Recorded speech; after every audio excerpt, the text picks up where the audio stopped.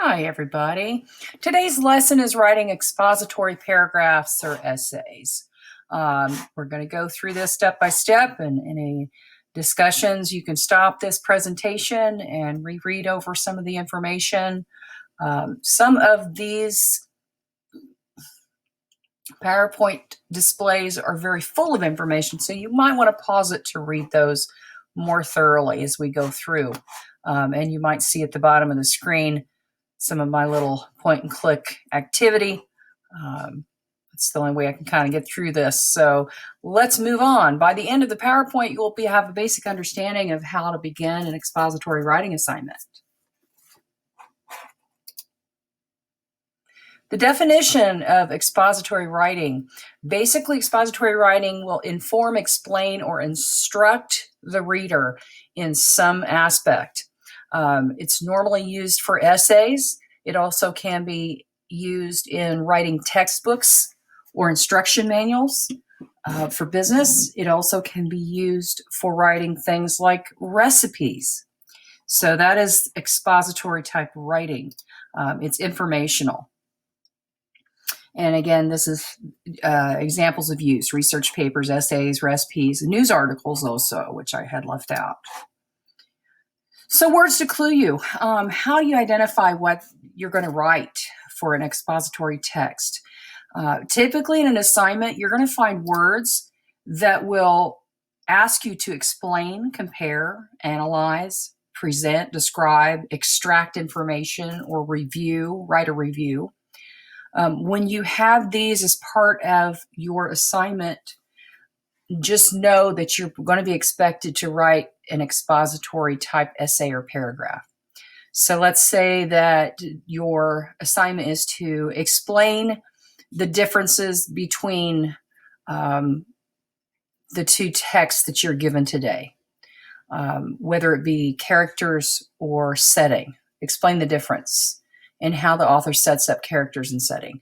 Or it might say, analyze the following text for the elements of fiction. So what it's asking you to do in something like that is to actually give examples from the text. Anytime you see the word analyze, it is the best thing you can do for the teacher and for your assignment to pull examples from the text in quotes into your essay or paragraph, and then explain after it why you pulled that specific piece from the text. Always create a Google Doc when you have an assignment, even if it's in a system, Edgenuity or any of these other systems, Google Classroom, anything, where you have to submit an assignment into a text box or attach a PDF. The first thing you should do is always create a Google Doc to start gathering information if you aren't already given a form by your teacher to complete. Put all your links to any website sources that you find. Copy and paste that from the URL bar at the top into your Google Doc, anywhere, as long as it's there. And then put a note next to it, what you found there, specifically about the topic that you're looking up. And that will help you to go back and decide if that's something you want to keep to put into your essay, or if it's something that's just a little bit of information. If you can only pull a sentence out of it, it's probably not worth using as a source. So save your first copy, Google Doc, as copy 1 in the document name. Then go ahead and create a second copy, a second document called final copy. And the reason I'm saying to do that is because the copy number 1 is basically going to be your research information, notes that you make, text citations. If you just start writing randomly about something you pulled, or copy and paste work from a text you find online, you can put it on that copy 1. Do not copy and paste into your direct final copy ever. There are programs that teachers use that can actually pick up copy and pasted work. Even if you change the font and style, it can still pick it up. It also, the plagiarism checkers often will just pick that up. Retype Also, make sure you are paraphrasing, which means rewording the entire area of what you've copied and pasted to hone it down to your own words, because it's pretty obvious when you copy and paste work from a college level essay into a high school level essay or a middle school essay that it's not your wording. Teachers are pretty good about understanding what your voice sounds like.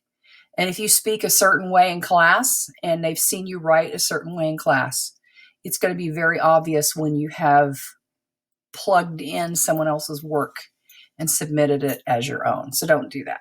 The second copy or the final copy is where you put all the information you want on the final submission. Now, I put on here copy and paste.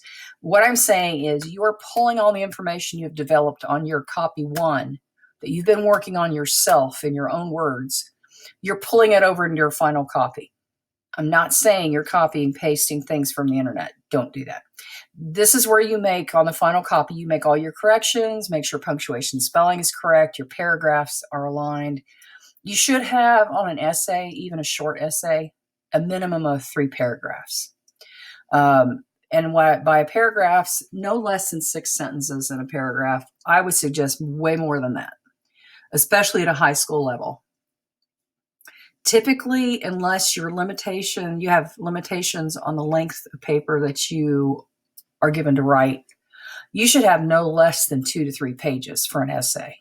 That's not including title page and works cited page. But refer always back to your teacher to find out what those criteria are that you have to meet for any essay that you write or paragraph that you write.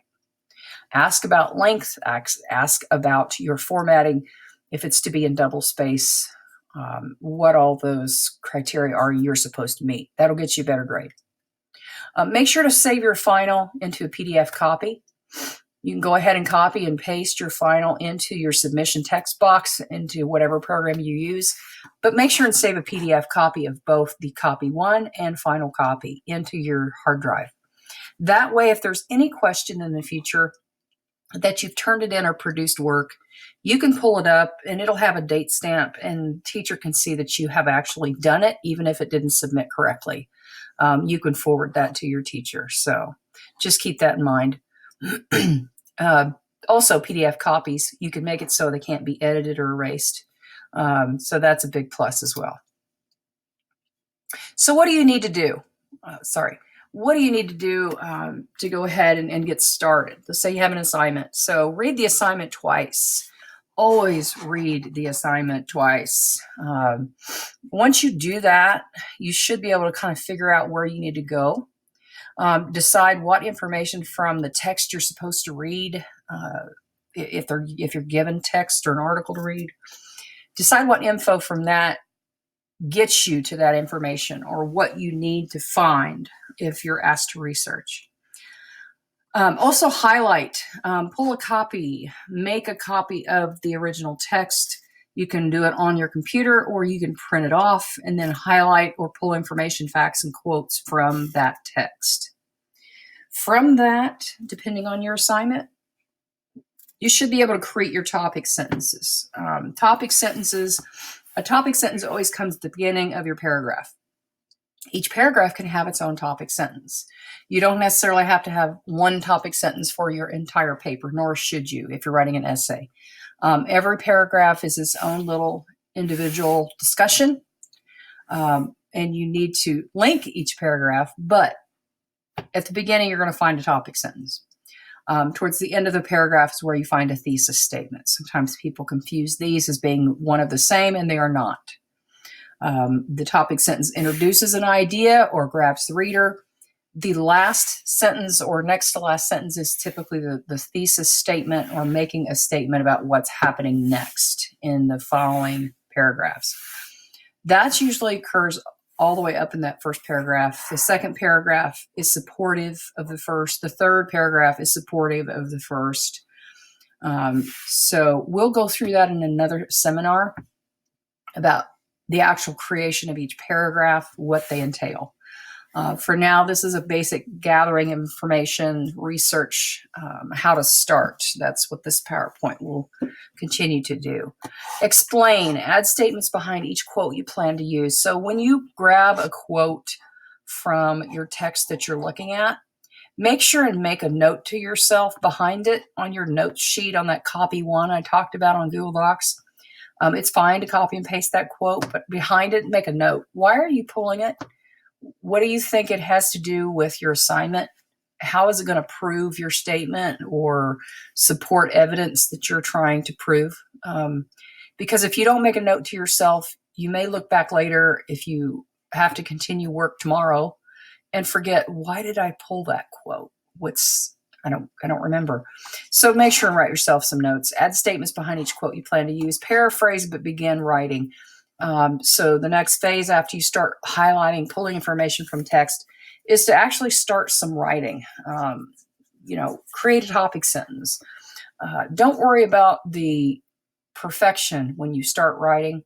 Just start writing as much as you can about the topic and meeting those criteria of the assignment.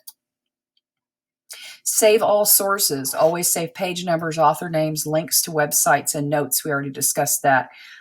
In creating your Google Doc, you want that on copy number one. Credible sourcing. Most teachers will tell you not to use certain sources in essays or research papers. Some teachers say absolutely do not use Wikipedia. Others will say it's okay as long as you can prove the original sourcing. So if you go to the bottom of a Wikipedia page, typically they're going to have a list of sources with links. Pull some of those up. Check them out, because if they're authentic, it's going to lead you to that information. If it's not authentic, it may say page not found or error 404. If it does come up with an error or page not found, you don't want to use that as the Wikipedia page source because it's probably not going to be authentic, which means the writer of that Wikipedia page could have made some things up. You don't want to risk that on, especially in a high school senior essay. You definitely don't want to do that.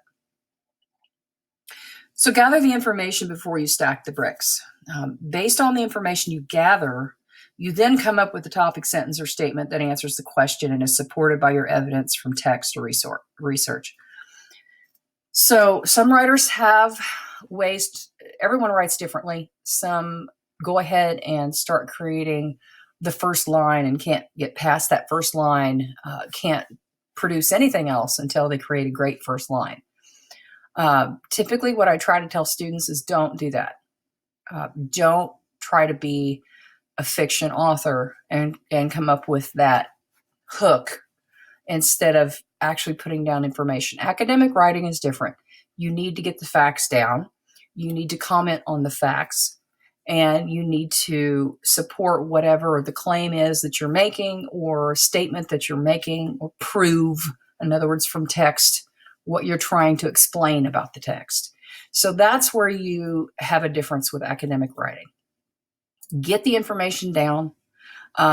It doesn't have to be neatly. You can just go ahead and get all the information on copy one of your Google Doc. Then on the final copy, you start stacking those bricks. You start moving them over into paragraphs. This paragraph's going to talk about the character. This paragraph's going to talk about the setting, or how those relate back to supporting the idea of the plot in the text. That's ways that you stack the bricks. So based on the information you gather, you can worry later about the first line of a paragraph and whether or not it answers the questions supported. As long as you have the information down, then you can start reworking it. This is a problem I see a lot, especially in the older students, 9th, 10th, 11th, 12th. But it's specifically sometimes in senior students. Sometimes too much information, and especially sporadic information, sometimes it's just too much. And that's why I put the picture of the hamburger that's just too big of a mouthful for one bite. Only keep information that supports or relates to your main focus of your paper. If you read a sentence and without it your paper still makes sense, you may not need it at all.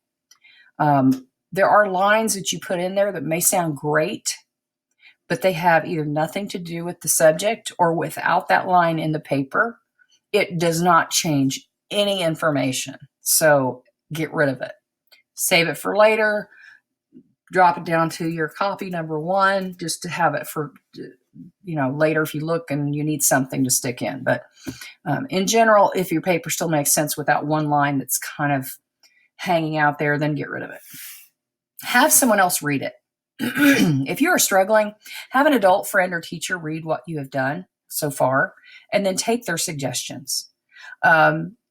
Realize that when people criticize your work, it's not personal, especially when teachers try to tell you, about rewording something or cutting information. Try not to take that personally if they're saying to remove a section. It's because they want you to focus tighter on one element that you're supposed to be writing about. It's all in the effort to make you understand how to glean the information for the most important parts and how to present that in a way that the reader understands where you're going with it. Again, sometimes too much is just too much. Keep the meat, dress it up with facts and short commentary about those facts or quotes.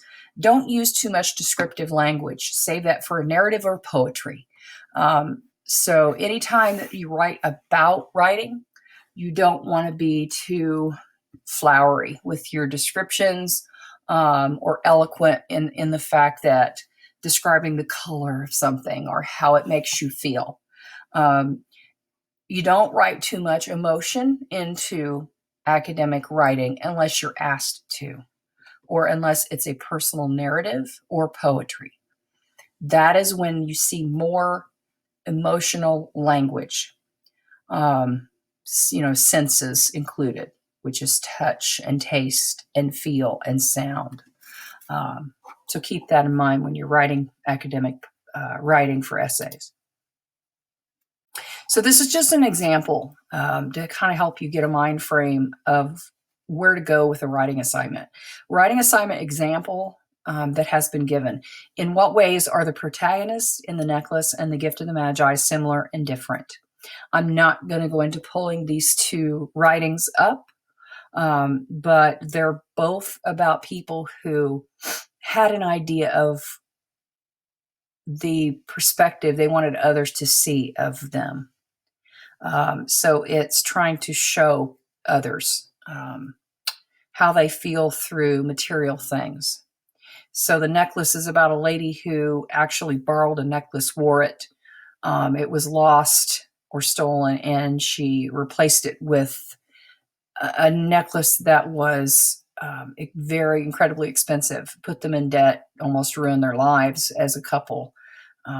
Turned out the original necklace was a fake and was not real diamonds to begin with. So, she kind of ruined her life over the fact that she borrowed a necklace she couldn't truly afford to wear anyway to show off at a dance that she went to, or a ball. The Gift of the Magi is similar in that a couple sold things that made them unique about themselves in order to buy something over the top for the other for Christmas. And each of the things they bought had to do with what they sold. So it was kind of a worthless venture, so to speak. But they did it to show their care. They did it to show what they felt the other one was worth to them. But it was kind of done in a manner that is comparative to the necklace. So topic, sentence, paragraph one, people in similar circumstances may react different ways, leading to very different outcomes. That's only one example of a topic sentence you could pull from this. Start by reading both texts anytime that you are given an assignment for comparison or contrast. Pull out from those through highlighting or underlining what is the main focus or concept theme of each. You might annotate, make a copy, and then write out to the side. Annotations basically are writing out in the margins of a text. And I'm not telling you to write in a book, but if you buy a book and it's your copy and you want to do that, I did that for many years when I was in college, wrote in my books. But if you want to run a copy of your text and then write on it, or use some kind of online annotation, that's fine too. It helps you to discover values such as the moral, material, envy, pride, self-status, identity. Those are the type of things you want to write into the margins. Then what you do is you look at both texts and see, are these things in common? What do I see about these attitudes of these characters that are in common? So you might compare the two texts based on one of those concepts or something else you might find. Good versus evil. There's a lot of different givens or concepts you can find in writing. This is how you pull from each text to create a submission. That's only how you start. So that's just to kind of give you an idea of the jumping off point. Opinions. Anytime you write an essay, unless it's an essay that is supposed to be based on a news article type of writing, or you are writing for a newspaper, even a school newspaper, or maybe you're doing a narrative, personal narrative, or perhaps you're supposed to write a review, like a review of art, then the hints are, unless the assignment calls for it, typically not expository writing. Don't put your personal opinions without facts into the essay. What I mean by that is, don't say, I liked it. Don't say, this is great. You have to put facts into those opinions that you have about a writing. I liked the fact that the characters in the book, Huckleberry Finn, all had their own ideas of what was fair or equal about their station in life. So hopefully that kind of helps you understand what I'm saying about opinions. If you're going to put any opinion as a review into a paper, or any opinion into a narrative or poetry, you need to explain a little bit about your opinion through your description. Don't just put, I like something, I don't like something, it was boring. That'll probably not get you very good grade on your assignment. So save them for the argumentative essays. When you're asking to express how your statements are supported by facts, you can put them in an argumentative essay towards the end. Typically towards the closing paragraph, you may use an opinion, a statement that goes along with your original statement or thesis. But again, you have to be careful how it's worded. Grammar and spell check before submitting. This is a big one in my book, and a lot of English teachers are going to tell you that simple spelling and grammar errors are going to cost you points on any assignment. So if you think you're getting to the point where you want to check what sounds good or doesn't sound good in your work, something's missing, or you're not sure about spelling, use these free sites to check your work. Most of them, you just copy and paste your text off of your Google Doc and put it right into a text box. I happen to like Language Tool. I think it's a really easy to use format. It doesn't have as many pop-ups trying to sell you into the program. Grammarly has a tendency, once you use it the first time, it'll try to get you to buy in. Don't be dragged into that. You can use the free portion of these sites to check your work. Although I think Grammarly, after so many, and I think it was maybe 25 or so copy and paste that I did into it, it started asking me more and more about joining, and so that might be an issue. But for the short amount of time you're going to use it, Grammarly is a good one. Language Tool is a really good one. Pro Writing Aid is a little more for the advanced writer, being that it does longer works and might be more advantageous for a senior who's writing a huge essay. But I still feel like Language Tool seems to be a pretty easy one to use. So just you might want to pause this one. You can copy and paste these tool links right here.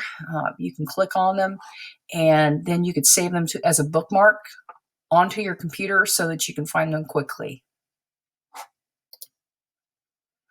So thanks for viewing this. This is just to get you started with expository writing for school assignments. Always refer to your teacher for specific instructions about any assignment you've been given. Don't assume anything. Always clarify instructions if you're confused of anything. The teacher would rather have you ask than turn in something that doesn't meet those criteria. She can only go by what you turn in for your grading. So in a different PowerPoint in the future, we will be covering writing specifically instructions for the introduction, body, and conclusion of any essay or assignment. Thank you.